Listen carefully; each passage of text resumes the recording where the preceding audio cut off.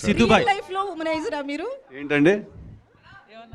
Real life లో ఇద్దరిని ఒకేసారి లవ్ చేయడం కావచ్చు, అట్లా ఎప్పుడన్నా చేశారా టీనేజ్ నుంచి? ఇది నా సినిమా గురించి ఇంటర్వ్యూ అండి, నా పర్సనల్ ఇంటర్వ్యూ అండి ఇది.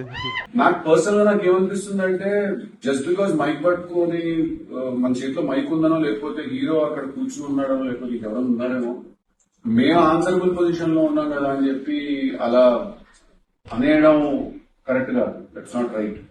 ఇంకా అది వాళ్ళు రియలైజ్ అవ్వాలి. బికాస్ ఎవరైతే నన్ను క్వశ్చన్ అడిగారో నాకు తెలియదు. జస్ట్ 5 minutes ముందు నన్ను ఇంటర్వ్యూ కోసం రిక్వెస్ట్ చేశారు. సడన్ గా వచ్చి పట్టుకుని మైక్ మాట్లాడుకునేసరికి పద్ధతి మారింది. సో అక్కడ కూర్చుని మైక్ పట్టుకోవడం వల్ల ఏదో ఒక పవర్ అయితే ఫీల్ అవుతున్నారు. ఇక్కడ ఉన్నాడు, సినిమా ఉంది, ఇప్పుడు ఇతను కరెక్ట్ గా సమాధానం చెప్పకపోయినా, ఏం చేయకపోయినా, సినిమా రిలీజ్ కుంది, ప్రొడ్యూసర్ డబుల్ బెడ్ తీసిన సినిమా, ఇదంతా కూడా ఒక big things are at stake, right? So అదేదో ఒకటి జరుగుతోంది, but that's not healthy. That's not healthy at all. So Siddhu garu, ఇప్పుడు మీరు చెప్పిన ఆన్సర్ గానీ, నీరజా మ్యామ్ చెప్పిన ఆన్సర్ గానీ నేను ఒక క్వశ్చన్ అడుగుతాను. ఆన్సర్ కి క్వశ్చన్ అండి, క్వశ్చన్ కి ఆన్సర్ కాదు. సో ఇద్దరిని ఒకేసారి లవ్ చేయడాన్ని ఏ అమ్మాయి యాక్సెప్ట్ చేయదు.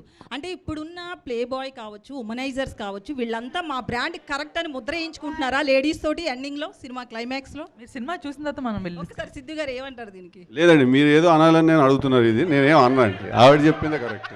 ఓకే, సినిమా చూసిన తర్వాత మనం మాట్లాడదామండి. ఒకసారి సిద్ధుబాయ్ లైఫ్ లో ఉమనైజరా మీరు? ఏంటండి?